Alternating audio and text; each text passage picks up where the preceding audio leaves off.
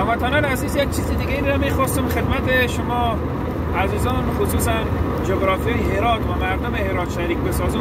این است که بارها به صفحه ما تذکر کردیم که مردم هرات زمین، نه تنها هرات، از قندهار شروع تا به هرات، این مردم بیشتر آبهای سطحی را به واسطه سولر پنل ها بیرون کرده روان هست. شما ببینین عزیزان، ما در شندر هستم، بعد منطقه شندر هست، کاملا ساحه ببینین که لمیزره هست، آبی وجود نداره. قبلا به گفته باشندگان این محل اینجا آبی موجود بود، جریان های آبی بود و اکنون در طی خوشسالی که در نیم کره شمالی زمین اوج گرفته و دقیقاً آغاز این خوشسالی از سالهای 2018 میلادی بوده. البته ابتداترین پالسیزی از سال 2014 میلادی بوده و همین رقمی فعلا به سالهایی که ما شما حضور داریم سال 2024 همین رقم پیش میریم تا سال 2030 اوج خوشسالی و قحطی بر نیم کره شمالی زمین خصوصا جغرافیای افغانستان است. بنابراین بارها ما به صفحه تذکر کردم برای مردم هرات زمین که آبهای سطحی را کوشش بکنن دیگه بیرون نکنن، سولر پنل های خود را او طرف بکنن، آبازک های سولری را بیرون بکنن از زمین. اگر این کار ادامه پیدا بکنه، زلزله‌ای که سال قبل به هرات زندجان اینجا رخ داد، دوباره ما همچنین زلزله به همون نقطه و نقطه های مرتبط بیم، چون میدونیم گسل هرات از بدخشان ابتدایش هست و یا مبدأش هست و همین رقم تا بعد از ایران که در بیرون از مرز هرات در خاک ایران به نام خط درونه مشهور است، گسل درونه. تا اون قسمت در 4 اطراف که چه مردم افغانستان زندگی میکنن چه مردم خارج از مرز افغانستان، به اونها یک تهدیدی است. بنان مردم هرات به شکل بسیار بی‌رحمانه، نه تنها مردم هرات، فرا قندار، اینها آبهای سطحی به شکل بسیار بی‌رحمانه و غیر عادلانه و غیر منصفانه از هر دید ما بنگریم و مشاهده بکنیم، اینها آبهای سطحی را بیرون میکنن. ما بارها تذکر کردیم، حتی لحظه‌ای که هفته قبل ما شاهد بودیم، آغاز از نوسانات دیگه از این موجها هست. خدا کنه چیزی که تصور میکنه و انالیزهای کامپیوتری که بر طبق الگوریتمایی که ما تنظیم کردیم، خدا کنه اون چیزی نباشه، اشتباه باشه. ولی کاری است که خود مردم هرات زون غرب اینها به دست خود رقم میزنن. برای مردم توقف بدن فعالیت‌های آبازک‌های سولری و همچنان سولر پنل‌های خورشیدی که به منظور تولید و همچنان بیرون کردن آب از خود آبهای سطحی خود جغرافیای هرات میکنن یا را توقف بدن. ببینید تا هنوز ما فصل بهار ناترک کرده یا ترک نکرده این همه گرمی داریم.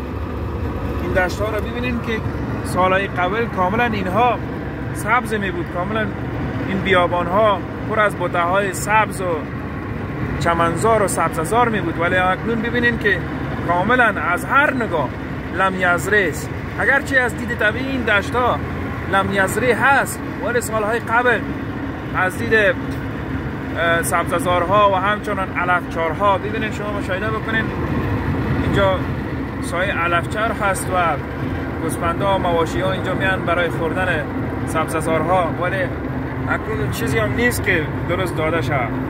شما تصور بکنید که اگر ما به ماهای حسد و همین رقم پیش بریم سنبول و میزان، اینجا چی خواهد شد؟ بنان از مردم شریف قندهار، فرا، هرات خواهشمندم که فعالیت‌های آبازک‌های سطحی زیرزمینی را توقف بدن. اگر می‌خواهند که دوباره زمین هرات اما حالت سنگینی خود را حفظ بکنه، حالت لرزان خود را او طرف بکنه، توقف بده. و اینمی موضوعاتی را که اشاره کردم به شما عزیزان توقف بده. عزیزان بارها ما چندین ساعت مشاهده رفتم که از ساعت صبح زود، دقیقاً ساعت صبح زود که از نگاه سولرپد ما انالیز بکنیم در بعض نرم افزارهای خصوص ما داریم که به خاطر اشعه خورشید و همچنان تابش خورشید که از صبح زود بر افق ایران شروع میشه، دقیقاً اون گراف، اون کروی که به وجود میاد از قسمت تابش خورشید از ساعت 6 می باشه که بر هر سولار پنل در فی متر مربع خوب واتیج میتر عزیزان و خوب مساعد است. ولی متاسفانه مردم زون غرب از این سوء استفاده کرده و یک مشکلی بسیار بزرگی را بر خود در آینده اینها تنظیم میکنن. از این نیروی سولار و خورشید کوشش بکنیم به خاطر منفعت برق استفاده کنیم، نه به خاطر کشیدن دل جگر زمین. به اصطلاح عزیزانم بارز مزرعت اینهایی که میان آب سطحی زمین میکشن، به اصطلاح اینها دل جگر زمین میکشن. ببینین الله تبارک و تعالی همان هر چیزی که در دل زمین پنهان گذاشته و محفوظ گذاشته، گوشه بارای زو داده، یک کوری بارای زو داده، حتما یک دلیل بوده هست. ببینیم بعد از زلزله سال قبل که به عراق رخ داد، شما برین یک دفعه هیستوریکال و همچنان همین سایه که زنده جان بود اینجا رو شما برین بررسی کنین، پرسان بکنین که چه رقم به شکل جاهلانه ناگاهانه آبهای سطحی بیرون میشد توسط سولار پنل ها. و قرار گفته های بعض عزیزان در زنده جان گفتن که تو یک وضعیتی بود که زمین های جریب زمین ها با 50 تخته 30 تخته حتی الی 100 تخته را بند میکردن با قطرهای مختلف از انچ، اینها آب بیرون میکردن. از این 6 بجه که آب بیرون میشد تا ساعتهای دیگر شامگاه تا زمانی که خورشید غروب میکرد. و حتی میگه به شکل نیرنگی، جالب شیش بود برای من هموطنان عزیز که میگه به شکل نیرنگی حتی از طرف شب چراغ‌های صدشمه، همون چراغایی که نور زرد رنگ هست مایل بر رنگ زرد هست، صدشمه میگن، صدشمه، اینها را میگذاشتن بالای پناه‌ها که از طرف شب هم آب تولید بکنن. خب زلزله که به هرات نشه ناشی از این عامل خیلی چی شود عزیزانم؟ شما خودتان تصور بکنین یک دفعه این مردم خودشان کلاه خود را پیش خود بگذارن که آیا میکاری را که ما انجام کردیم این درست بود را از آدرس طبیعت زمین. ببینین عزیزانم وقتی زمانی که ما تشنه میشیم، گشنه میشیم، دل ما چقدر صدا میده، چقدر غوغا برپا میکنه، هر طرف کلانجار میشیم، هر طرف دست و پاشه میکنیم که باید غذا پیدا کنیم، آب پیدا بکنیم، آب بنوشیم که تشنگی را رفع بکنیم، گشنگی را رفع بکنیم. وای بر زمین ما، زمین هم مثل ما موجودات روی زمین یک موجود زنده هست و قرار کتاب الله و سنت رسول که در اونجا بر ما بسیار یک آیت محکمی به وجود داره که زمین ما زنده هست. بنان عزیزانم خصوصا زون غرب افغانستان به این فعالیت ها توقف بدهید اگر میخواین که دوباره زمین هرات آرام بگیره. و ضرر بزرگی که شما دیگه میرسانین این دشتایی که قبلا سبززار بود، علف چرخا بود، اینا به اینها هم شما آسیب میرسانین، چون آبهای سطحی به قرار گفته های بعض مردم قبلا در طبقات کم بود، یعنی فرض مثال در 15 متر الی 20 متر در ساحای نزدیک به شهر هرات خوب آب میکشیدن، خوب آب میبرامد. ولی اکنون میگن به 35 متر 40 متر هم آب ما گیر نمیکنیم. این پایین آمدن آبهای سطحی و مختل شدن پروسه ریسایکل آب منجر به این میشه که ساعتی قبلا هم علفچر بودن، علفزار بودن، زمین های زراعتی بودن، اونها هم نشاط بگیرن در قسمت زرع و مباحث مرتبط به این که میدانیم از دید انجینری زراعت و مالداری. بنابراین خلاص کلام عزیزانم متوجه باشین زون غرب، مردم زون غرب، اگر ایره پیش از شما امسال هم این معضله را تکرار بکنین، این موضوع را دیگه ادامه بدین، همان رقم یک زلزله دیگه ممکن امسال نداشته باشیم ولی 5 سال بعد 7 سال بعد این دوباره باز هم نشاط میگیره. مثل هرات آرام نگرفته، تازه انرژی های سنگین خود را آزاد کرده ولی اون انرژی های بزرگ زو مانده هست، منتظر است که یک تحریک شود. و قبلا ما شما از دید جغرافیای نجوم و همچنان هندسه نجوم صحبت کرده بودیم عزیزانم که حدیث از دید هندسه سیاره ما شما عزیزان، از دید هندسه سیاره ما شما عزیزان صحبت کرده بودیم، گفته بودیم که زلزله‌ای که اکنون در زمین به حکومت پیونده، البته بعد سال 2008 از پیدایش خود کره حیاتی ما از زمان ابتدا تا اکنون این وضعیت ادامه داشته که این میدان‌های مغناطیسی از طول منظومه شمسی ما سیاره مشتری باعث میشه که تحرکاتی در قسمت پوسته‌های زمین ایجاد بکنه.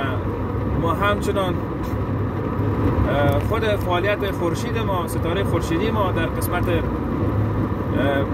طوفان‌های خورشیدی و سایر نوسانات دیگه‌ای که به زمین ارسال میکنه هم میتونه تحرکات در قسمت پوسته‌های زمین ایجاد بکنه. میتونه تحرکات به خاطر پوسته‌های زمین ایجاد بکنه، چون از دید جغرافیای نجوم از ابتدای خلقت خود کره حیاتی ما برای شما نشان داد که ابتدا حیات در زمین وجودی نداشت. همین سیارات، حرکت سیارات و همچنان تصادم بعض جرم‌های خرد و بزرگ به زمین و همچنان تحت تاثیرگیری خود جاذبه از ستاره خورشیدی ما حیات در زمین شکل گرفت. اگرچه پارامترهای دیگه همچنان در تشکیل حیات زمین داخل بود، ولی بزرگای آن اینها بود. بنابراین تا اکنون همین ادامه داره برای ادامه تکامل حیات در کره حیاتی ما شما.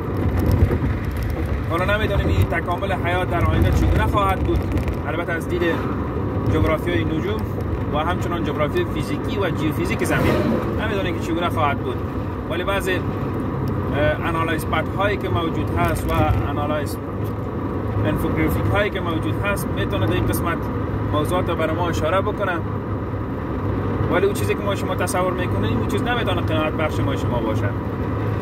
بنان در از سال 2020 تا 2030 این تحرکاتی که در قسمت یعنی کمک میکنه، یعنی به اصطلاح تحرک ایجاد میکنه در قسمت حرکت های پوسته های زمین خارج از کره زمین، بعضی نوسانات هست که باید متوجه ما شما عزیزان باشیم که قبلا با شما رو صحبت کرده بودیم. یکی حرکت خود پلیت های زمین و جیوگرافیکال پلیت، اینها حرکت طبیعی دارن، ولی با توجه بعضی پارامترهای دیگر اینها تا تحریک میشن و بیشتر حرکت میکنن. قبلا ما شما عزیزان بسیار به صورت مفصل پیرامون این موضوع صحبت کرده بودیم. بنابراین برای مردم هرات زمین خلاص بیان میکنم که در قسمت پنل‌های خورشیدی و همچنان واتر پامپ های سولری گوش بکنن، این فعالیت های اینها را توقف بدن، بسیار توقف بدن. اگرچه خوشحالی هست، موج خوشحالی موجود است در سراسر زمین، ولی نمیشه که ما بگیریم این نایز سیگنال نایز دیگه هم ما شما کوالیتی بتونیم برای دیگه میره تقویت بکنیم ما شما عزیزان. یکی خوشحالی خب موجش روان است، ولی که ما من دل زمین دیگه پاره میکنیم، ما زیر بیرون میکنیم، یک مشکل دیگه به کره حیاتی ما شما بیرون میکنیم. شما ببینید عزیزانم این سولر پنل را شما ببینید، ببینید همین رقم تا مسیر فرا از قندار همین تو اون طرف بریم، مسیرهای دلارام و غزنی و اینها، این همین رقم وضعیت است. ما وضعیت زمین خراب میکنیم. بنابراین عزیزانم کوشش بکنیم این فعالیت ها، این موضوعات ها را ما توقف بدیم. شما تصور کنین عزیزانم، ببینید یا از صبحکی را تا هنوز روشن است.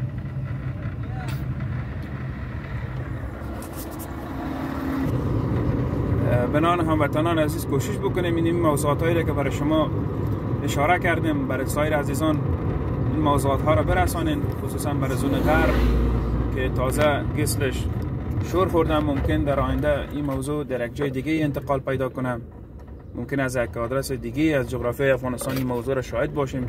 در هر کجایی که این موضوع همین اکنون جریان داره و این گونه موضوعات مشاهده میشه، به اونها تذکر بدین، سمینارها برگزار کنین که این موضوعات به نقص زمین هست. حالا درست است که آبهای سطحی به اصطلاح خوشحالی کی طرف ما داریم، درست است که خوشحالی موجود است، ولی نمیشه که ما بزنیم این آبهای سطحی را هم بیرون کنیم و ایرا کاهش بدیم و این بسیار نقص بزرگی بر ما